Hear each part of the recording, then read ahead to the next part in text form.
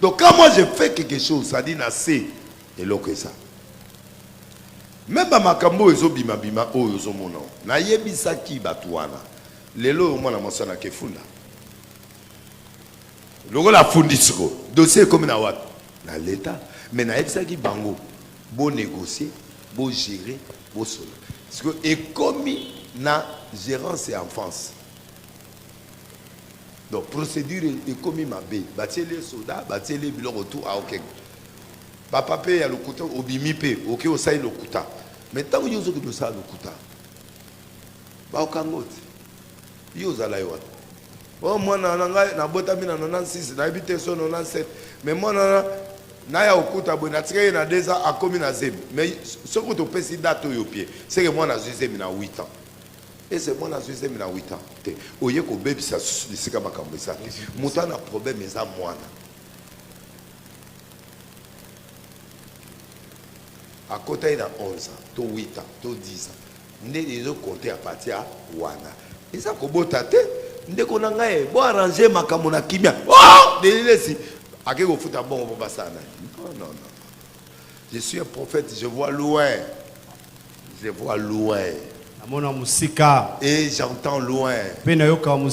Faites attention, bande de Congolais. Tout le monde a un raisonnement. Mouké mouké. Amen. Son on ça sous stade d'été.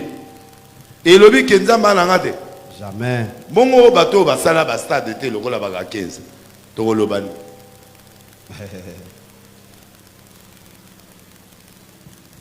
Natangolo kobe de ba kindomba ba sala ba stade d'été. Ba mekata wutute. Mais est-ce que azan batute? Azan batu. Pardon. Amos mbayo sala stade. Adana mekata te. Azan église te. À église. À la mbongote. À la mbongo. À la ministre. À la ministre. Pourquoi les Congolais raisonnent mal? Pour les Congolais, président Loba, vous interpréter. Maman Loba, vous interpréter. Delisa Loba, vous interpréter. Oyasa, vous chercher la cause qui te fait ce que tu traverses là. Amen. Pour aller profond. Joseph a compris que moi, si je suis makam. Est-ce que Erwana Potiphar a ébaki? Hein? Tant que Lucas Joseph Bakam, batu bamona kité. Mukolo ya bengi na akego sa musa na mama Monique na salon muto azate. Joseph a tiki bilama kimine mango habito bim. Est-ce que batu bazala ki wa? Bazala kité. Tango abimi mutakala mama bandi oganga. Batu balobini. Ah ya Yusufu. Qu'est-ce que les gens disent? Batu balobini ni. Ah ekobo. Ah n'est-ce pas? Ah ne loka nzambe mais akoyi ekobo. Et ça akoyaki. Té. Qu'est-ce que toi tu dis? C'est là où on voit la vérité. La vérité, c'est Dieu qui les connaît. Et toi? Et ça, deux personnes qui ont la vérité à vie. Amen. Est-ce que vous comprenez ça? Alors, maintenant, Potiphar a mon bénédiction. ACP. Maintenant, comme il y a le côté à moi, c'est Asani. Asiliki akangiye asanini aboki na prison. Pourquoi aboki na prison? Parce que ma preuve, visibilité, jugement extérieur, ils ont fait ça que il a fait. Il a fait ça. Est-ce que bamona qui font? Muto aza bongo, muto aza kindumba, muto alinga violé, asalima moi. Nous avons zoaïli sous. Comme c'est le premier ministre. Fais attention quand tu vois quelqu'un prospérer, malgré ce que vous dites. Votre jugement n'est pas le jugement de Dieu. Le problème, c'est toi. Est-ce que Dieu est avec toi? Ce que tu fais, Dieu t'envoie. Imaginez des listes à vivre à la bofrane, na bino na di menabe. Aïe, mon koufakala. Ah, koufakala. Carburant. Pardon. Mais c'est la baba pantalon ou pas? Hein? Ata braza pas mal en voyage. Si on a l'andi bofran na binona badim. Ata kenge apa mokete. Pardon? Ata kenge mokete. Kenge. Ok. Er mo boyo ka personne er mo bolo baka ba pasteur ba liaka mo ba offrande na onini obino bo pesanga. Ai. Muta kilo lokola ngapo. Pardon. Obi? Ah, passe. Hein? Passe, papa. Bah, quoi, moi, j'ai 1700 par trimestre. Je me fous à un autre. Sur le jour, c'est mieux. Bon, j'ai 1700 par trimestre. Aux yeux, on fait tout. Combien de trimestres? 3. Combien? La photo, tu as un kit. Au bani déjà, sans côté, argent ne poche pas un jour. Carburant. Aïe. Wana. Zoa grâce. Aïe. Zoa Jonathan. Wana Koufa. Zoa Simeon. Aïe. Zoa Joas. Pardon? Tu as un kit, tu as un instrument, tout. Mercredi, nazawa, vendredi, nazawa, dimanche, nazawa. Voilà problème. Si on a payé au cahier offrande, on a offrande sous 37 000. Yoko de la monazum sauté, on a 7 000. Bon, imaginez, si vous avez 7 000, voilà. Oh, ça, la monnaie. Zoa, oi. Classe. Colia Gomela. Aïe. Pardon? Koufa. Koufa, papa. On va la pote. Aïe. Nali Anamela. Milo Aolia. Aïe. Obe? Wana Koufa. Carabien. Aïe. Nga Mogope. Moi, Makam. Danger. Hein? Danger. La unité. Wifi pas. Wifi pas. La wifi. Aïe. Va travailler. La travailler. Ah, wana tokangi. Moyibi. Kodera bambongo yo frère. Janet azana na bino botanga bambongo. So bosa bila ya mbongo na bino 1 mois bona combien? Oui, les gens ne comprennent pas que déjà comme nous on fait des sacrifices. Nous aimons Dieu. Nous servons Dieu. Avec l'amour. Avec nos moyens. Hein? Donc c'est comme ça. Donc je voulais dire tout simplement. Ne te soucie pas de ce que les gens voient pour toi. Amen. Au balate résister jour à l'ibal et ça nini. Ezali aya. Ozwarate likamote jour ezali nzamba osani. Akopesa yo. Suka Joseph akoma premier ministre. Akoma onde? Akoma de prison à premier ministre. Amen. Tu sais pas ce que Dieu est capable de faire. À une seconde seulement Dieu peut faire changer l'histoire de Dieu. Tu le dis amen. Amen. Sers Dieu. Sers les leaders. Sers le travail du Seigneur. Ne détruis jamais ton leader. Amen. Ne détruis jamais ton président. Ne détruis jamais ceux qui vous servent. Ne détruis jamais. Sois ferme avec Dieu. Amen. Sois constant avec Dieu. Oh Nzamba Kimaye. Mutu o Nzamba Kimaye. Au monde a même Saoul a okende bitumba. A pas maman sécheresse na sécheresse. Mais comment Dieu peut-il entretenir quelqu'un qui est rejeté? Jamais. Jamais. Jamais. Je n'ai jamais vu un juste abandonné. Quand tu viens à l'église, ne viens pas pour le pasteur de l'église. Tu viens servir le Dieu de l'église. Mais toi, tu viens ici, ne viens pas.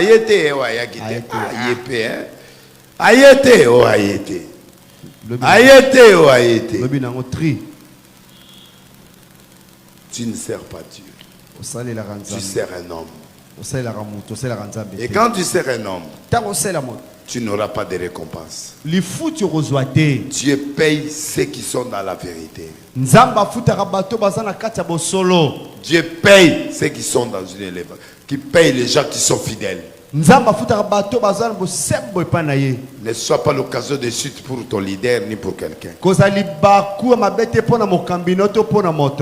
Non. Ce pays nous appartient. Il faut le servir. Je m'incline et je parle à tous les hommes de Dieu. Je vous avais dit au début de l'année 2024. C'est une année difficile. Parce qu'il y a le chiffre de la confusion. 0, 4. Quand on mélange, ça fait 8. 8, c'est une double épreuve. Quelqu'un mourra. Si une autorité mère, un politicien, Dieu viendra vers l'église. Il va taper. Il va aller vers les politiques. Il va aller vers les musiciens. Il va aller partout. J'ai dit il y a 4 imprévus en 2024. Mais ça viendra. Vous observez les paroles d'un prophète. Vous allez voir ce qui se passera cette année. Quand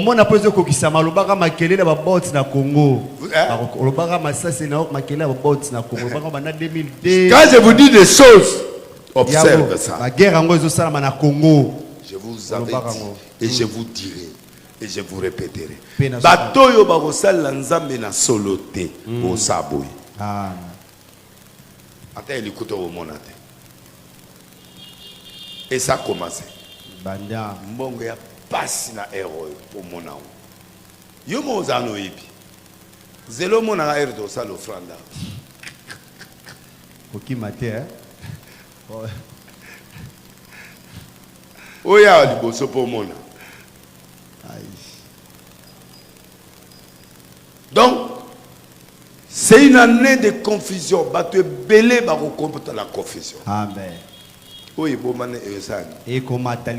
Et Dieu va troubler, il va faire des choses que les gens comprendront.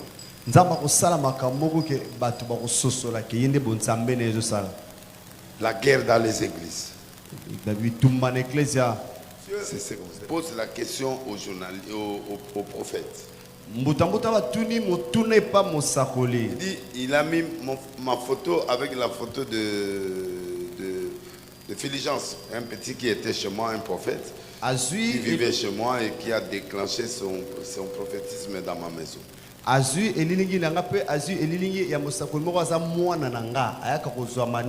Non, il a vécu, c'est pas dit ça. Il a vécu chez moi, Philigence, il a vécu chez moi, il a déclenché le prophétisme chez moi, il est parti en Afrique du Sud, États-Unis.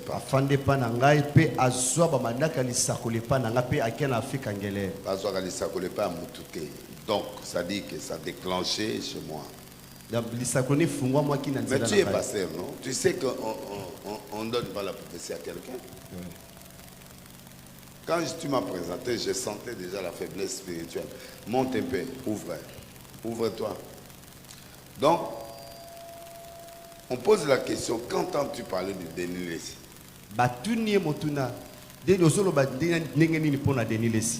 Il dit c'est un grand prophète. Il dit malgré tout ce qu'il fait là, il a dit il a fait quoi?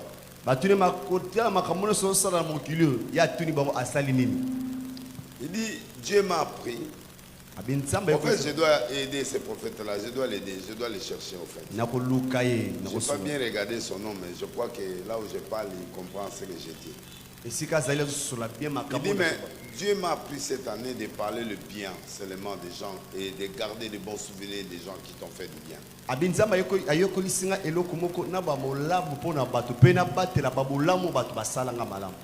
Et cet homme-là, il m'a inspiré toute sa vie. Et quand il prêchait, je suis inspiré. Mais un jour, je vendais des piments et des choses devant la parcelle parce que ma maman vendait ça. On avait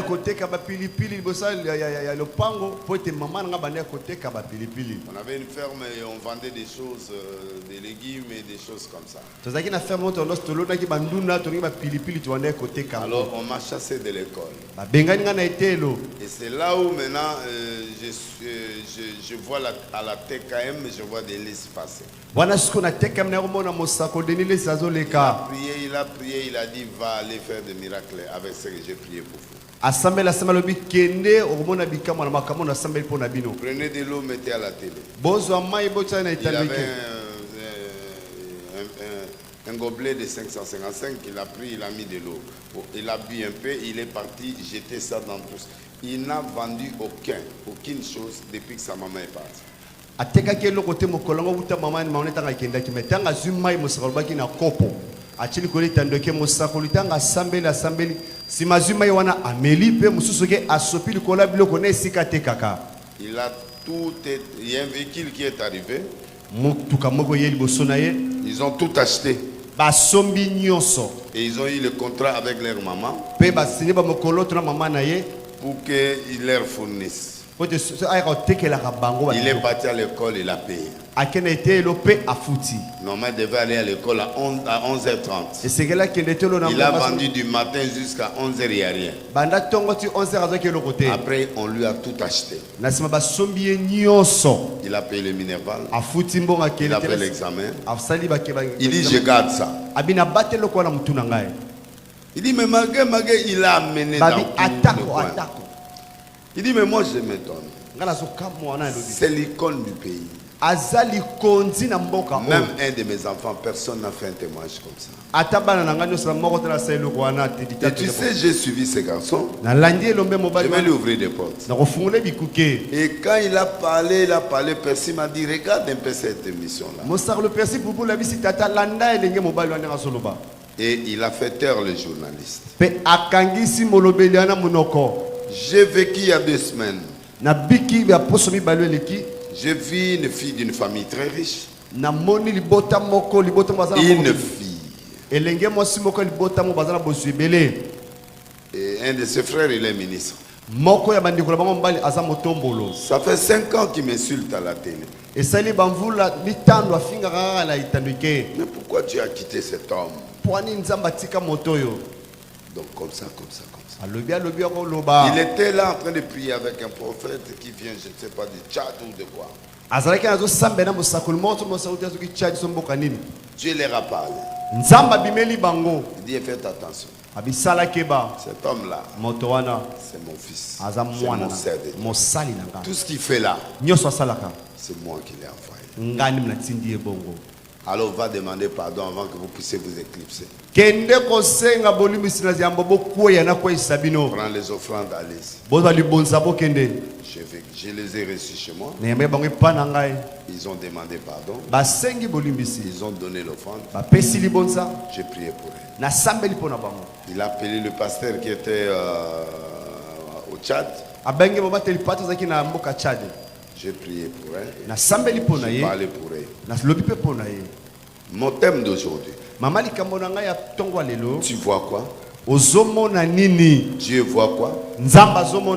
Et les gens voient quoi pour toi? Le plus grand défaut des Congolais, ils approfondissent pas les réflexions spirituelles. Il y a beaucoup de pasteurs. Il y a beaucoup de serviteurs. Mais beaucoup de gens ne sont pas profonds. Ils ne graissent pas. C'est pourquoi tu vois la différence qui existe entre moi et beaucoup de hommes de Dieu. Le Congo aime l'apparence. Non. L'apparence, c'est-à-dire ce que les gens voient extérieurement. Beaucoup de serviteurs travaillent l'apparence. Et ils trompent les gens par cette apparence. Ça, c'est le principe catholique. Un prêtre doit bien habiller. Une église bien construite. Et quand les gens regardent les prêtres, les évêques catholiques, les cérémonies catholiques, la première chose qu'on sent, c'est le sérieux. Et vous sentez la piété dans l'apparence, dans le parler, dans tout ça. Et ça a pris l'allure de beaucoup de chrétiens aujourd'hui et des hommes de Dieu. Mais Dieu ne voit pas les choses comme ça. En fait, les gens doivent comprendre, moi je suis prophète. Un prophète n'est pas un homme ordinaire. Un prophète, c'est un scandale de Dieu, c'est la bouche de Dieu, c'est l'oreille de Dieu, c'est beaucoup de choses. Le prophète là leur a posé la question. Si Dieu a perdu, cet homme a perdu Dieu, pourquoi tout ce qu'il dit se réalise? Non, tout ce qu'il dit, ça les journalistes, c'est Dieu. C'est pourquoi ça m'a inspiré pour parler à la nation.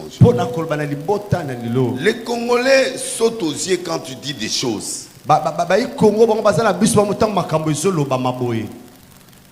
Première vue, c'est ce qu'ils prennent. L'extérieur, c'est ce qu'ils prennent. La maman présidente dit, même si on nous ravit le pays, on récupérera ça. Nos enfants récupéreront ça. Oh, c'est une Rwandaise. C'est ça le Congo. Ils ne poussent jamais les réflexions trop loin. Ils voient seulement ce qui sort. Et dès que ça sort, ils prennent. Ils ne creusent pas. Ils ne foncent pas. Dieu est profond. Celui qui doit l'adorer doit être profond. Il est fort, le créateur du ciel et de la terre. L'homme fort. Quand tu traites avec un homme fort,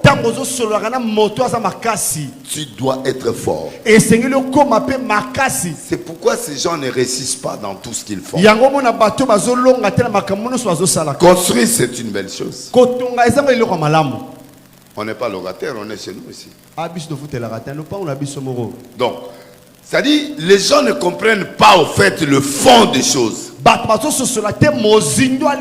y a un pasteur qui m'a appelé. Il dit, pasteur, viens aux États-Unis pour moi. Il a une grande église. Il dit, j'ai compris que tu es fort. Tu es un des meilleurs pasteurs du Congo. Alors je t'invite chez moi. Là où il va inviter, c'est à côté du Canada, au fait. Pendant que toi tu dis que cet homme n'a plus Dieu, pendant ce temps-là, il est en train de recevoir des bénédictions. La différence, c'est quoi? C'est dans la profondeur. Qui comprend et qui ne comprend pas. On fit descendre Joseph en Égypte. Potiphar, officier de Pharaon, chef de garde, l'Égyptien l'acheta des Ismaélites qui les avaient fait descendre. Tu interprètes d'abord et puis tu cherches le verset. Merci. Je t'attends. Potiphar mokonzi mobateli ba Egypto ye asombi na maboko ba Ismaélite. Pardon? Bakitisi Yusufu na Egypto et Potiphar mokonzi ya sécurité ya mobateli ya Pharaon asombi Joseph na maboko ba Ismaélite. L'Éternel fit avec lui. Kolo azalaki na ye. La prospérité l'accompagna. Il habitait dans la maison de son maître l'Égyptien. Le problème des gens, ils voient quoi? Dieu voit quoi? Et les gens voient quoi? Et sommes-nous condamnés d'être condamnés par le regard des gens? Suis-je un condamné à mort des yeux des gens? Non, pas à cause des yeux des gens. Comment ils pensent de moi? Non, non. Comment ils pensent de moi, ça m'en fout. Ce qui était important ici, on a vendu Joseph. Par qui? Ses frères. On l'a vu de loin. On dit bon, vendons-les, tuons-les. Pourquoi? Il a fait quoi? Rien. Il a fait un rêve. Il a fait la vision. Il est aimé par son père. Et après, il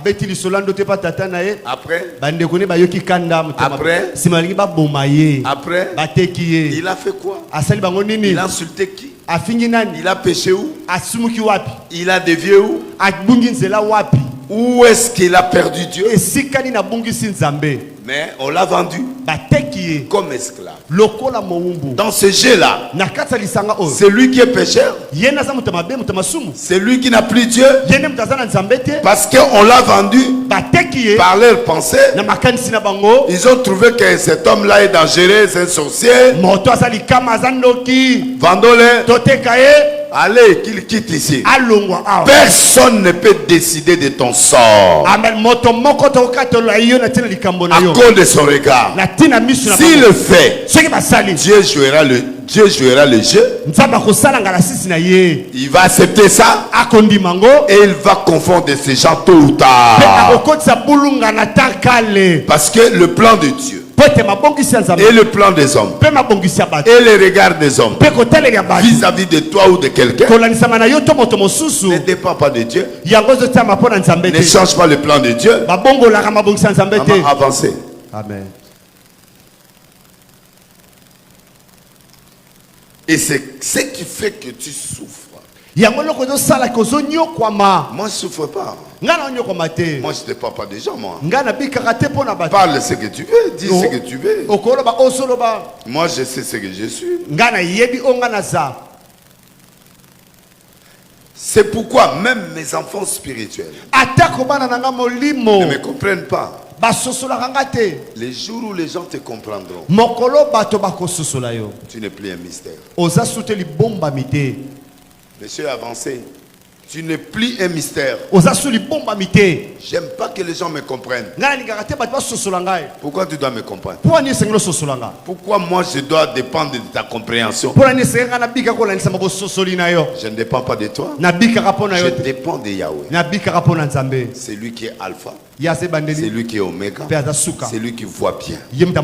Ils sont de les guerres et les reins. Il voit mieux que tout le monde. Quand lui te dit oui, peu importe le nombre de gens qui disent non, parce que tu ne dépends pas de lui. Soyez bénis. Amen. Quelqu'un est béni? Amen. Bon, je ne vous entends pas, tant pis. Soyez bénis. Moi je dépends des gens qui me comprennent. Amen. L'Éternel fit avec lui. Hein? Mon fils. Papa. Balomini. L'Éternel fit avec lui. C'est-à-dire. Il est avec lui, il n'est pas avec lui. Ce qui est important, c'est que tu vois que Dieu est avec toi. Non. Tu vois que Dieu est avec toi. Ou que les gens là voient que Dieu est avec toi. Qu'ils ne voient pas. S'ils sont aveugles, c'est leur problème. Mais toi, ce qui est important, c'est de te rassurer. Est-ce qu'il est avec toi? Et la prospérité l'accompagne.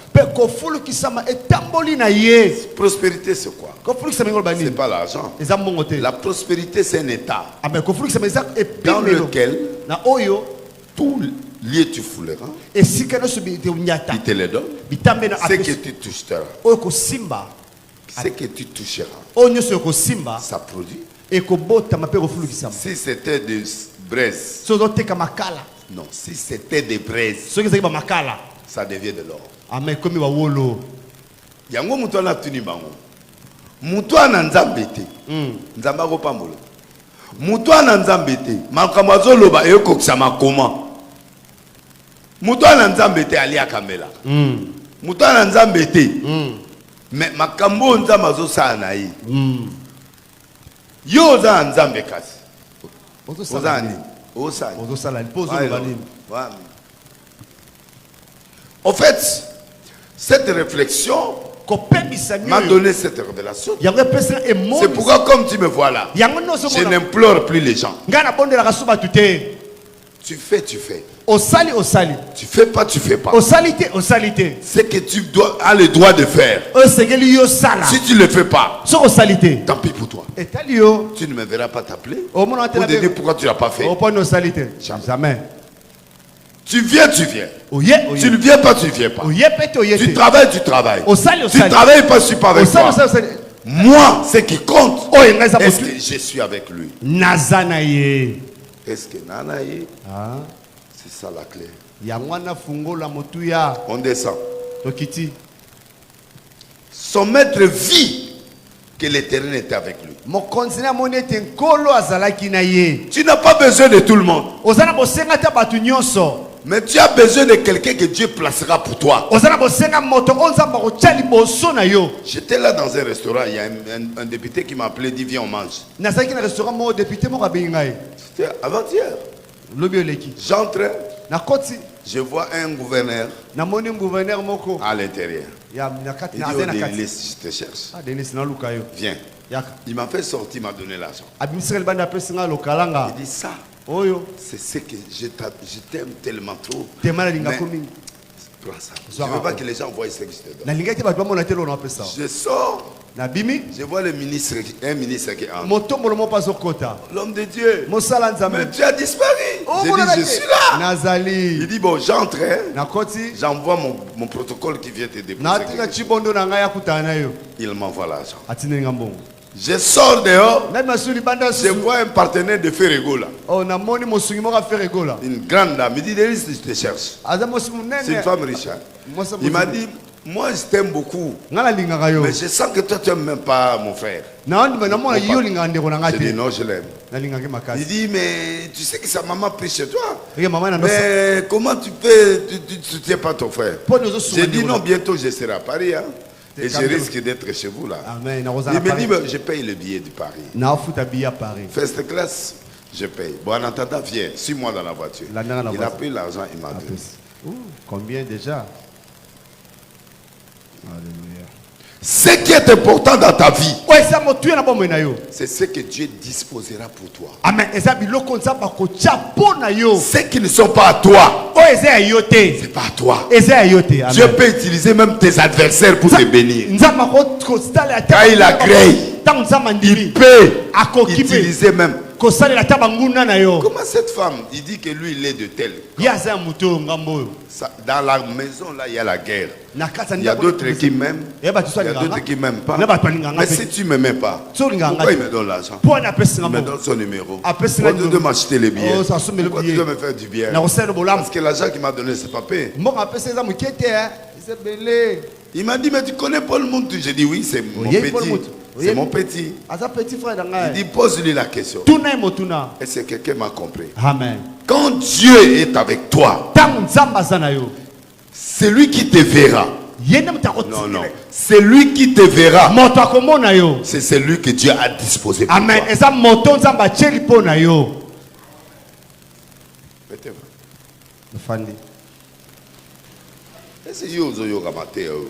toi. Pour transmettre ma terre, il faut y Vous comprenez? Amen. Donc, j'ai dit ceci. La Bible dit, son maître, vit que l'Éternel était avec lui. Et que l'Éternel faisait prospérer entre ses mains tout ce qu'il entreprenait.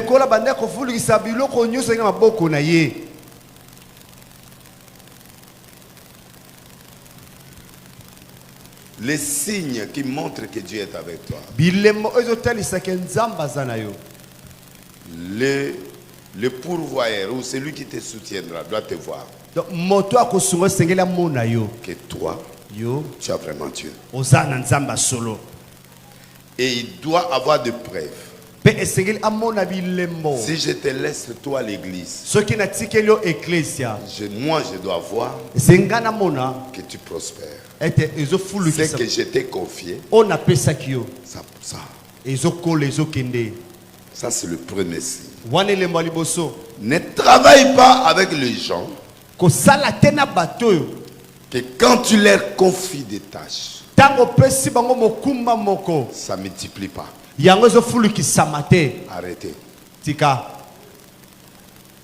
Parce que les gens qui te localisent que tu as Dieu, c'est parce qu'il y a des signes qui montrent que tout se multiplie.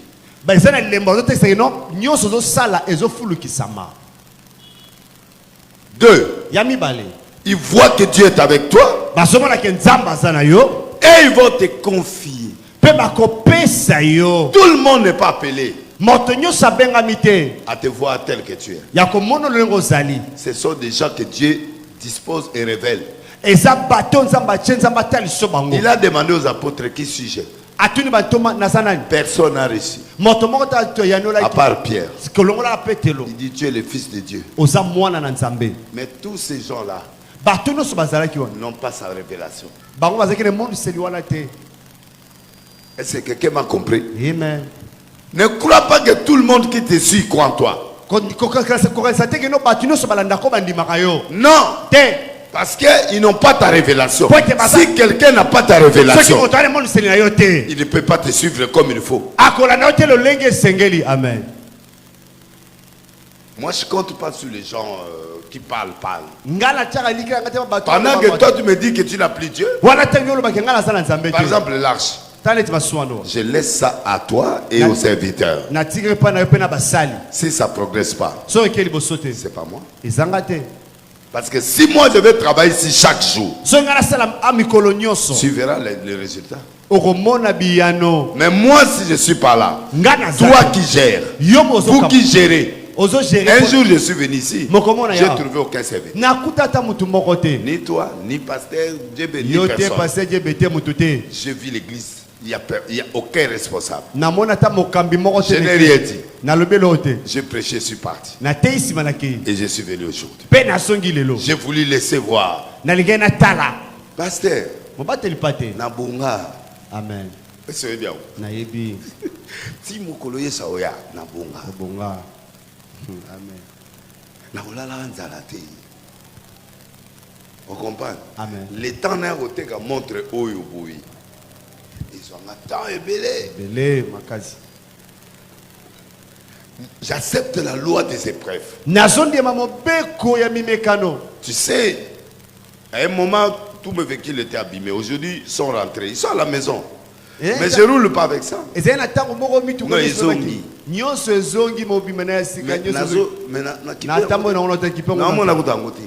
Parce que je connais la loi de l'épreuve. Mon frère, ma soeur, il faut que les gens qui sont avec toi voient les gens que Dieu a mis sur ton chemin. Voient que Dieu est avec toi. Et ce que tu touches prospère. Et c'est comme ça que tu vas monter. Si tu travailles avec un leader dans ton domaine, tu ne vois pas la progression. Fais attention. Le jour où le président faisait le discours, il est parti à la RTNC. J'ai parlé avec le ministre de l'Information. Mais il y a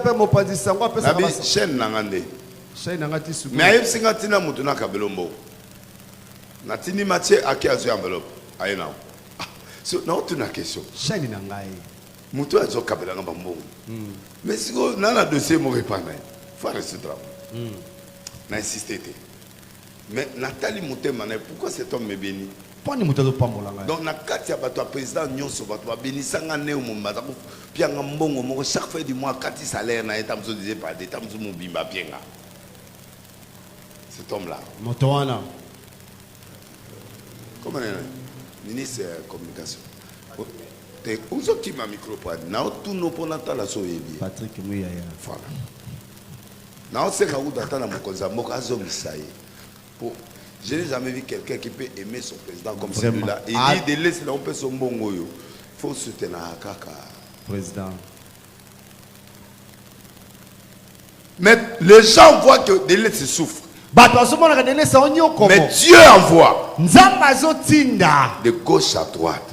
Est-ce que toi tu vois ça? Soit dans l'obité Oyeba. Soit qui l'a évité, il y a Oyeba. Mais moi je suis. Quand Dieu est avec toi, il ne t'abandonnera jamais. Ceux qui ne voient pas, c'est leur problème. Ceux qui voient, c'est ceux qui ont ta révélation. Travaille avec eux. Amen. Ne cherche pas gauche à droite. À un moment de la vie, comme je suis là, je deviens indépendant. J'appelle pas. J'appelle personne. Oh, comment ça va? Comment va l'âge? J'ai pas besoin de ça. Tu fais, tu fais. Tu fais pas, tu fais pas. Moi, je t'appellerai pas. Parce que je suis dans une étape où je vais transcender à une autre dimension de la vie. Alors, cette transition-là exige des disciplines. Et d'avoir des disciplines et d'avoir qui a qui, comment. Je roule avec mon chauffeur. Je n'ai pas de garde-corps. Une seule personne, je marche avec lui. C'est Papi. Pasteur Papi. D'énercer. Et je sais pourquoi je marche avec lui. Soyez bénis. Amen. Amen. Des fois, tu dois te faire confiance. Joseph ici était seul. Personne dans sa famille l'a défendu. Ruben a dit, jetez-le dans les puits. Parce qu'il avait les tasseaux de les récupérer. On ne peut plus me remettre. Amen. À travers non, je dois rentrer dans la maison de la haine. Non. Donc personne n'a défendu Joseph. Un homme qui a l'étoile. Personne. Personne ne peut l'aider. C'est ce que j'ai dit aux journalistes qui sont à côté de Fali. Il peut tout vous abandonner. Maintenant, il est parti parler avec Marius. Il veut montrer à tous les journalistes. Je peux élever qui je veux. Je peux prendre qui je veux.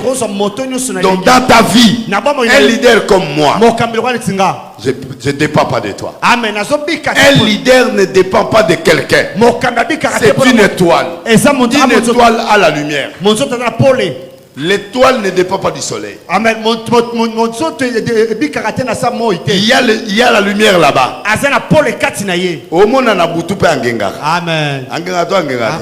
Deux hommes on a soleil, deux hommes on a l'huile, il est indépendant. Étoile. Amen. Pour vous comprendre qui vous êtes. Amen. Au moins président Ngazan a besoin à côté. Amen. Pour les étoiles. Yonde okende kozwa lumière na pembeni na ye. Soko zu lumière wana efongoli yo. Amen. Soko bude ye okangami. Amen. Muta opama mana sima na ye eza yo. Ngana odepend na yo te. Na opama mana nzambe. Mais yo pas mama na nzela na. Na nzela na yo papa. Lumière na ngai osani. Eko éclairer vie na ngai. Bato ba omona lumière, ba omona yo au travers. Papa na ngai. Soko bimi pembeni na nga. Lumière ekufi. Oyebi mikolo na destina na okene mamatanga bato na bino nyonso ba okufate. Po soko zoto sangati, o rebelle contre nga. Oyo ozwa ba makambo na yo. Oyo kasoni te ngambo ina okufate bino bana ba osani. Okufa. C'est-à-dire quelque part Dieu est en train de vous parler que vous n'êtes pas nôtre. Ah. Si on a olela bimena bino, bozonga na nzela. Et s'il y pétait, bon, on continue. Ceux qui désobéissent, c'est comme ça. Cherchez la lumière là où il y a la lumière. Joseph ne dépend pas de ses frères. A côté moko babomi e balobi neza boye akufa na nzela akufite akomi muto ifala boma ya tali abi yo nzambe na yo mais yo luko nzambe na yo biloko tu na pesi yo ezosani okambango o gérer yango à chemin jamais Un homme qui a Dieu ne peut pas chômer. Tu peux souffrir. Accepter la souffrance. La souffrance ne veut pas dire que Dieu t'a abandonné. La sécheresse ne veut pas que Dieu t'a abandonné. Non. Cet homme-là faisait des stades, il faisait des stades, mais maintenant, ce qu'il commence à faire, vous ne comprenez rien.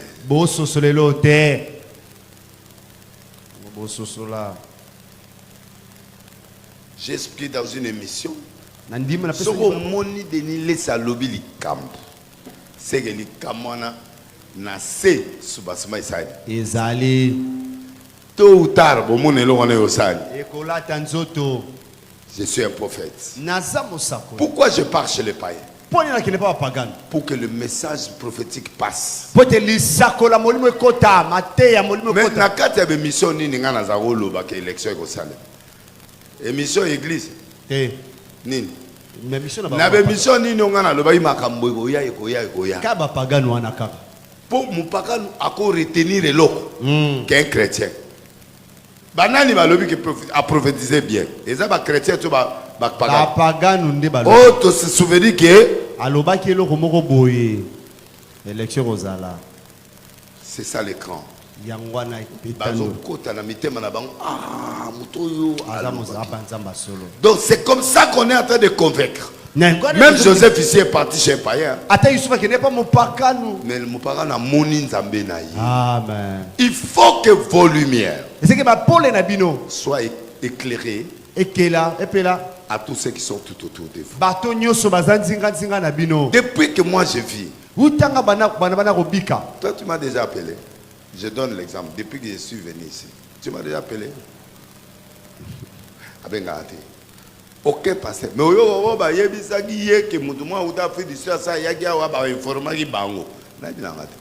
moi je ne dialogue pas ni avec lui, ni avec lui, ni avec aucun serviteur de l'âge. Ni le protocole. Je ne sais même pas pourquoi tu es protocole.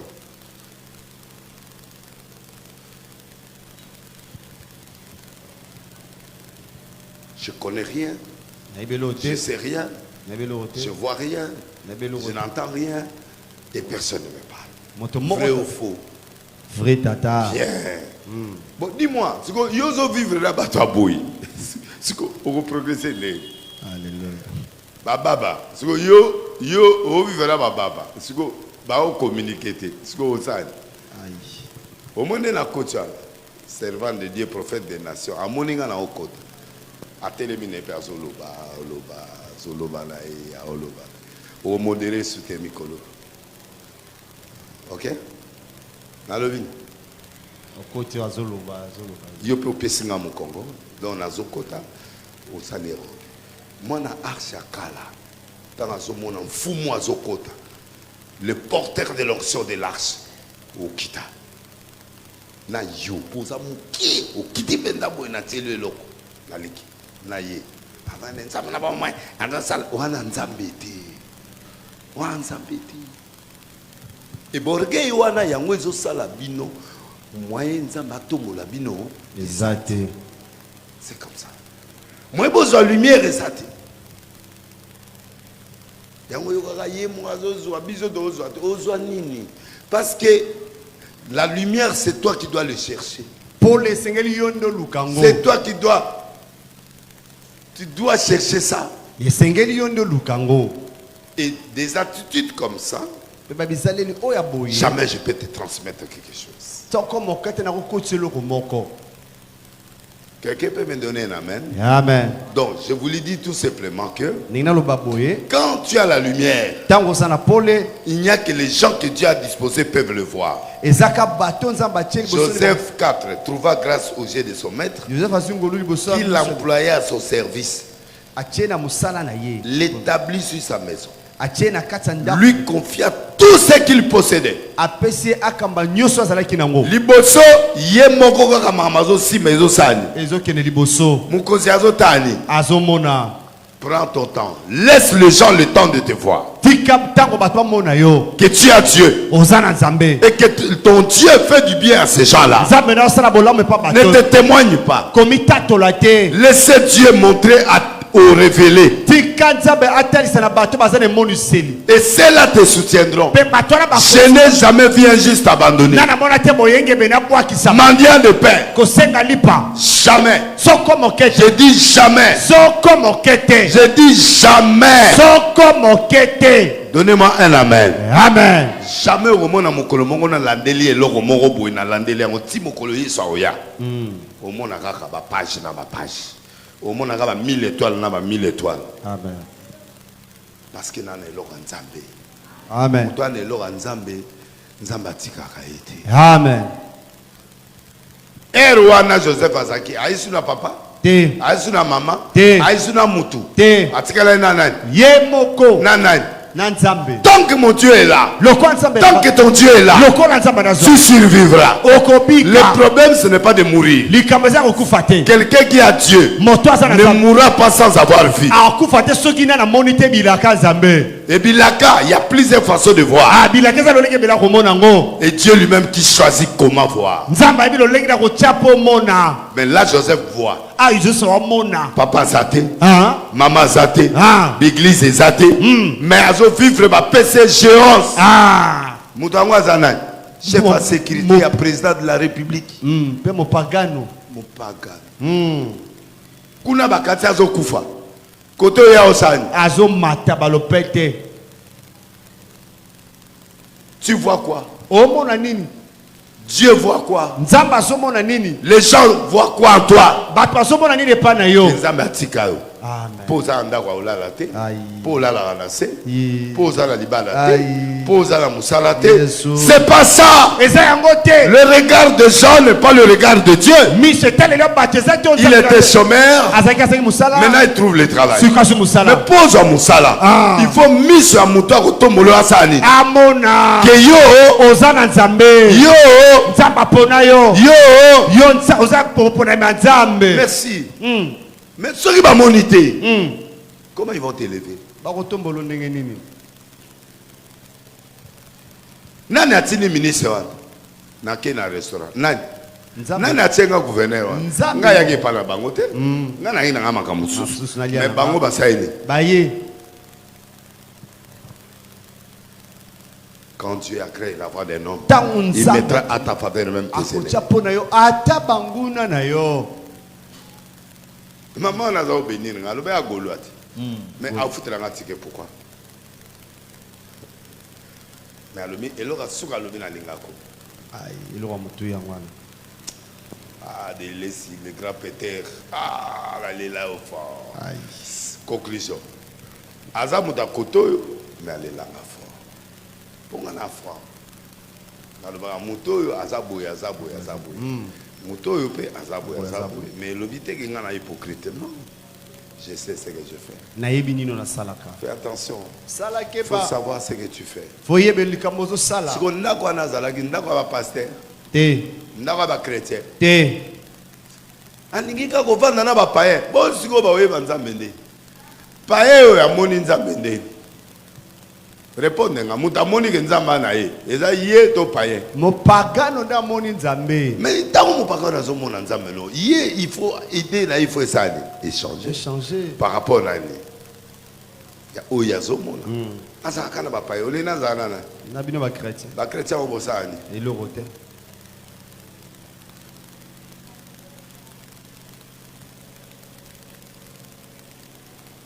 chrétien to ra soli erbobo ra soli na ya mercredi mongo ni musicien ni chanteur ni drummer ni mutu awa na lela ngo fort na kenda nasi bilo wana ndi salanga bien donc de leso e bay kala do auto na benga mutu te na tomboka te na okipe te parce que ngana na étoile amen ngana nzambe yo so ok mutu busa osani akoya soki yo kufi mutu busa osani akobia do oran zambete ngane étoile na pelole noté na obuna na étoile na nga maleme ti sikanza ma obwaka nga moto epela mutu oza na vite ozo gérer bana na poto koto ozo gérer bana na bekola makasi koto ozo gérer boy koto ozo sa boy mais so oyebi ba calcul nga sala page pété. Nami tu na wudu ngamo wudu nami. Mamboyo ya kanzambe alanga. Amen. Bozaka bateti, boyebi na bino ke nzambe na ye. C'est passé là l'enfant les portes. Amen. Lelo na lingi ozonga na eloko wana na mutu. Que la famille, les gens ne puissent pas te surcharger pour mettre en doute le Dieu que tu sers. Amen. Libota to baninga bachote mukumba moke no bacha tembe na nzambo salelaka. Pola la ganetoko. Aïe. Pozo tamola na makolo. Ça ne dit rien. Et le beloté. La divinité n'est pas synonyme de voiture ni de maison. La divinité est une école. Et ça était l'eau. Et c'est une étape. Et ça épimelo. Si tu ne franchis pas ces étapes, ceux qui ont pumbo ba bitime lo wana te. So pimbwete. Sozo pimbwe. Si ozonga na première osal. O mata deuxième, troisième, quatrième, sixième, première sozo mata. Na te sozo comprendre. Nazo comprendre tata. Merci. Ne saute pas. Ne brise pas. Traverser les étapes selon le norme. Reçois la formation selon les étapes. Quand tu sautes les étapes, tu mets la haine dans ton cœur. Tu mets le regard négatif envers ton leader ou tes gens. N'entends rien de ton leader. Serre-les. C'est lui bénira ses dieux. Amen. Amen. Le même Potiphar qui a vu le miracle. Amen. Il va changer demain. Mais Joseph ne changera pas. Mon Dieu ne changera pas. Les gens peuvent changer. Le matin, ils changent le soir. Mais moi, je change. Mon Dieu ne changera pas. Après ces choses, le verset 7. Il arriva que la femme de son maître porta les yeux sur Joseph. Et dit, couche avec moi. Tala. Omoni basi balinga bato a succès. Les femmes aiment la lumière. Amen. Bandeko basi balinga kabapole bato mbongo bato baebana bato bana succès balinga ba héros. C'est la nature des femmes. Et dans le lenge basi somo ngoye ba ke makamwa nzambe yana yo somo bani omona babiloko wane komoya zomona. Amen. Naloba arpe na répéta ngona biyo zawana musantu parce que aux tentation te. Poza na mbonga olia na interte. Wana mbonga o voyager te. Wana mbongo te o somba soki eloko nini. Ozaka mbonga malewa. Kambonga malewa. Siko yo kokuta na mwasi waza na Paris na inter banini okuta na bango ndeni. Aïe. Yango moni ozo sumuka te. Aïe. Ozo sumuka te parce que oza na moyen te. Oza na moyen te. Moyen. Soki na lobi na peso biloko na nango bilamba mbongo ba montre ba villa ba relation carnet d'adresse 30 secondes sida mbalamo. Merci. Donc au kansate oza musatu wana po yo a musatu te wa musatu parce que wana mbongo te eloko ezate wana succès te wana mbongo te wana eloko te bato amona rote nga boy bato amona nga monde entier chaque jour. Oh, sur l'action au téléphone, au mona. M'appelle la provocation, ma belle. Au mona. Oh là là. Ce qui n'a longi en haut, félicitez. Amen. Donc vous allez papa la sa terre bien mais ni na zo mamana na ngona peso. Batata so ngana zo yo zo. Montunette beauté mamboy a sali combien de temps dans la communauté fleuve Congo te azwara aki l'église ba mort pardon combien de fois cotaté mais combien de fois par jour la côte a invité par Nibali basi beaucoup d'avec moi si vous à côté sur la chambre oui penda tali penda oui c'est penda ba 10 000 attendez on a c'est au moins on a 1 million gazo betoli so révérend Nico ça va wana mbongo likola azita bien mo azolongola ngo azobwaka ngo na mpembe boni mama soki botema boni bana ai oza bien oyebi nga mobali wana libali kufa akenda na ye Mais essentiel, nous avons pas mot. Na vivanga moko. Na vivanga moko, mais là on est l'autre. Azo informé au Kendenge Sawana. Na zanga moko. Teresa vide. Merci. Kotaka. Mais aussi ici là peu merci. Bon maman kana ke to bondela. Au bondeli ici la kanga asili ki o mone longe baby. Papa ta ezana nous. Ta ezana nous. On a bana ba ke de classe na tongo a papa ko bana lo atiti ba 4 déjà la lycée ezaleli. Na kena. Na tikeli o 1 million na. Bosiko yo na place wa. Botema na place wana. Akoti libala. To yo ko komi na Angola. O komi Angola de ba uto pesa yo moins 20 moins 30. O nzamba sali. Tu sais pas ce que Dieu voit. O yebite oni nzamba zomona. Les épreuves que je traverse, les sacrifices que je fais, Dieu voit. Il pèse. Il regarde. Il regarde. Mais ce monsieur a la possibilité. Mais pourquoi il ne le fait pas? Pourquoi il ne le fait pas? Parce que je sais que Dieu me voit. La période où je n'ai pas besoin de ça. Parce que si c'était à moi, alinga sengeloko azumo mpe mamoko apesinga soka komotila ngango na se c'est-à-dire azotante ngai pona sali nakweya après simanango asepela après na sima robeta sango après simanango akebonza mpe sili. Merci. Donc des fois un Congolais doit être profond. Le président dit écoutez, je ne peux pas traiter avec les coquilles vides de M23. Amen. Mais je vais traiter avec lui-même le Rwanda. Pourquoi? Parce qu'il a compris que la force c'est Rwanda et après derrière Rwanda il y a. Alors comme le monde entier veut me donner tort, il faut que je fasse quoi? Mais jamais. Merci. Batomoki. Alors biso ba boki ata lisasi bongo ekwei na Goma na Kebunda. Et là on est zo lakisa ke obi wana ekwei e uti Rwanda. Congolais. Voilà prévenir. Ake de Bunda rabo parce que c'est ça le raisonnement congolais. Terre à terre. Ah, président à trahir Nini. Vous en armée? Vous en formez? Vous avez depuis Nini abana formation. Baya awa, bazo état major na biso. Baya awa, batala force na biso. Yoko yako bunda na mutuka boyebi bunda bunda. Il faut comparer. Amen. Il faut savoir. Amen. C'est ça la sagesse. Et le discours politique, c'est autre chose. Il doit rassurer que je suis père. Amen. Et moi, si on touche au Congo, je touche. C'est une façon de parler qui montre que je vous aime. Et je vous rassure. Merci papa pour nous bien. Oh.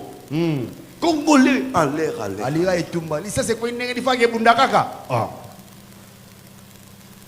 Oh, déjà, ça finit musicien, mon boy, na fingi était.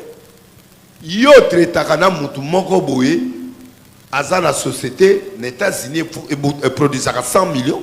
Mutuana, aza camarade ya Paul Kagame, aza camarade ya Rwanda, aza camarade ya Burundi, Uganda, aye go tia eloko na mboka na bino. Sikoyo, yo traitaka na mutuana, boke fêter 12e anniversaire, ya biloko na ye. C'est-à-dire, et puis Moutouana a présenté, musicien, à l'objet, voici, je suis en train de présenter les leaders du Nord Congo. Quel pays? Pays en comme là. Na kebisio na bi moi na keba. Ce que loko, il faut corriger Kabatouana, bazo tanga kombo ya pays moko po bakata biso et que capitale ya Goma. Alors, il y a yebi ba trace ngana nangote. Il y a yebi image ngana nangote. Mais natia on a des missions et tout le cas. Si on a la relaxation bimage wana, ba mona ndenge ni batu bazo gérer yo. Si yo mo to éviter. Si on batu bazo gérer yo que yo za boyi. Ngana zo kebiso keba ne logo après le na TV ba no finga. Tu sais pourquoi au finga? Sujet ngana yo ezali telle personne. Mais yo y la TV le bio ngana na comme porte-parole na. Ngana na comme bo. Au moins te ko bimé na sujet. Répondre ngana likambo ngana lobeli yo. Que yo au traitement batu boy. fongolanga siko relation. OK? Azam taliboma, fali mutatindie, tout ça. Tu vois les Congolais, batala bilokana. Mais ngana otala comment ba présenter Kyo. Leader ya mboka Congo moko boy salema. Congo nini? Déplacer nga maele langeza, la kebisio. Mais non tigate.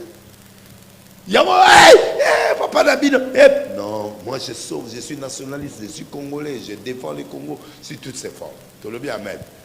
Mais tu batali présentation, ça l'a été.